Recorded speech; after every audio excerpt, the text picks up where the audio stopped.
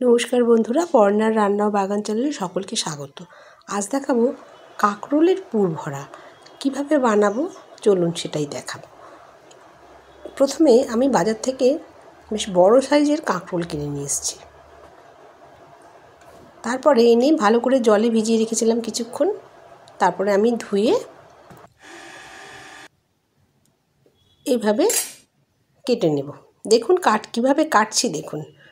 প্রথমে আমি এমনি মুখের কাছটা একটু কেটে নেব, তারপর একটু ডিপ করে কাটবো, কারণ এর ভেতরের যে বীজগুলো আছে না, ওই বীজগুলো আমি সমস্তটা ফেলে দেব।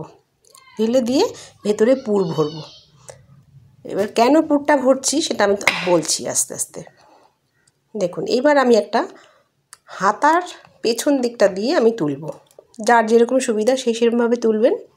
দেখুন, আমার যেহেতু এই হাতার এই পেছন দিকটা দিয়ে সুবিধা হয় তুলতে, এটা খুব ধারালো। আপনারা চামচ দিয়ে ঠিক মতন হয় না, কারণ চামচ অনেকটা মোটা হয়, আর ছুরি দিয়েও আবার পাতলা হয়ে যায়। ওই জন্য আমি এটা দিয়ে তুলেছি। আপনারা আপনাদের সুবিধা মতন করবেন। তুলে নিয়ে বীজগুলোকে আমি ফেলে দিচ্ছি। কিছুটা থাকবে। এইভাবে আমি সবগুলো করে নেব। আমি দুটো করে দেখাচ্ছি। আচ্ছা, দেখুন, ঠিক এরকম দেখতে হবে। একটা বাটিতে আমি সর্ষে পাউডার নিয়েছি 1 চামচ, বেশি নেইনি। আর তার সঙ্গে একটু নুন আর লাল কাঁচা লঙ্কা। সর্ষেটা আমি একটুখানি জল দিয়ে মেখে নিচ্ছি। দেখুন, এটা অত্যন্ত মুখরোচক একটা খাবার।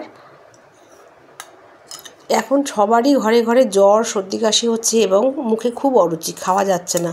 আর কাঁকরোল জানেন তো মুখে খুব রুচি আনে। গরম ভাতের সঙ্গে কাঁকরোল মেখে খেয়ে দেখবেন, খুব রুচি আনে। আর এইভাবে খেলে তো আর কথাই নেই, দারুণ টেস্ট হয়। আর কাঁকরোলের গুণের শেষ নেই, অনেক রকম গুণ আছে কাঁকরোলে। আচ্ছা, আমি দেখুন সর্ষেটা ভরে দিয়েছি ভেতরে, কাঁচা লঙ্কা হাফ করে দুটোর মধ্যেই ভরে দিলাম। এবার আমি এটাকে ঢাকা দিয়ে দেব। ঢাকা দিয়ে আমি টুথপিকের সাহায্যে চারিদিক থেকে বন্ধ করে দেব। ঢাকা দিয়ে দিয়েছি।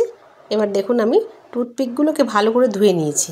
ধুয়ে নিয়ে এবার আমি চারিদিক থেকে সুন্দর করে বন্ধ করে দেব, আটকে দেব আর কি। একটা একটা করে টুথপিক গেঁথে খেতে দেব, ভালো করে দেব। কারণ নাহলে পরে তো এটা যেহেতু আমি সেদ্ধ করব, আর সেহেতু যাতে খুলে বেরিয়ে না যায়, সেই জন্য সেটা আমাকে খেয়াল রাখতে হবে। খুলে বেরিয়ে গেলে তো ব্যাপারটা হবে না।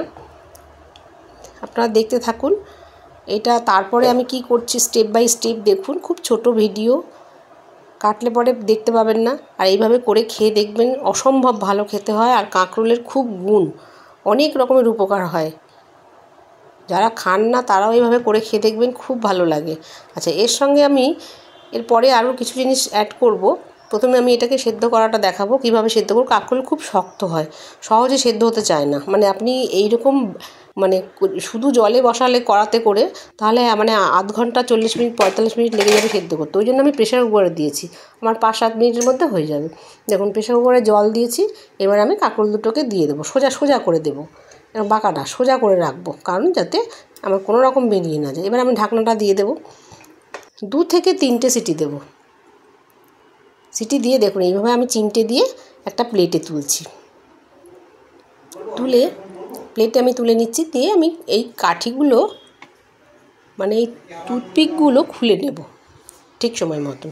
আচ্ছা, এদিকে আমি একটু পেঁয়াজ কুচি করে নেব। এই মাখাটা আমার পেঁয়াজ কুচি লাগবে, আর লঙ্কা পোড়া লাগবে, শুকনো লঙ্কা পোড়া, ভাজা নয়। কেননা শুকনো লঙ্কা পোড়ায় একটা সুন্দর স্মেল থাকে।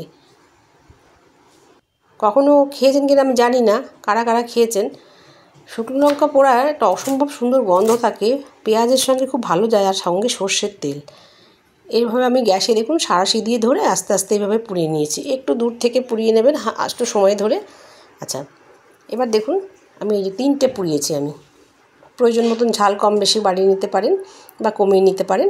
পেঁয়াজ কুচি, শুকনো লঙ্কা আর সর্ষের তেলটা পরে দিচ্ছি। আমি এবার কাঠিগুলোকে খুলে নেব। কাঠিগুলো খুলে নেওয়ার পর দেখুন ভেতরে কি দাঁড়ায়, দেখতে পাবেন কি সুন্দর সেদ্ধ হয়েছে লঙ্কাটা আর ওই সর্ষে বাটাটা। দেখেছেন, এরকমভাবে সেদ্ধ হয়ে যাবে। অনেক রকম তো কাঁকরোল বাটা খেয়েছেন, ভর্তা খেয়েছেন, মাখা খেয়েছেন, কিন্তু এইভাবে কেউ কোনোদিন খাননি। কেননা এটা প্রথমেই আমিই করলাম।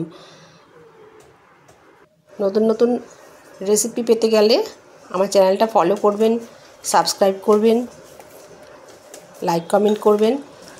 দেখুন এবার আমি পেঁয়াজটাকে ভালো করে লঙ্কাগুলো দিয়ে মেখে নিচ্ছি। পেঁয়াজটাকে কিন্তু ভালো করে মাখতে হবে, পেঁয়াজটাকে মেখে মেখে নরম করতে হবে, তা নাহলে জিনিসটার টেস্টটা খুলবে না। এইভাবে হাত দিয়ে চটকে চটকে মাখবেন। দেখুন আমি ভালো করে লঙ্কার খোসাগুলো একটু ফেলে দেবো পরে, আগে ভালো করে মেখে নিই। এইভাবে মাখবো। পেঁয়াজটা যখন দেখবেন নরম হয়ে যাবে, তারপরে কাঁকরোলটা আর একটুখানি হাত দিয়ে ভালো করে মেখে সবগুলোকে একসাথে মাখবো।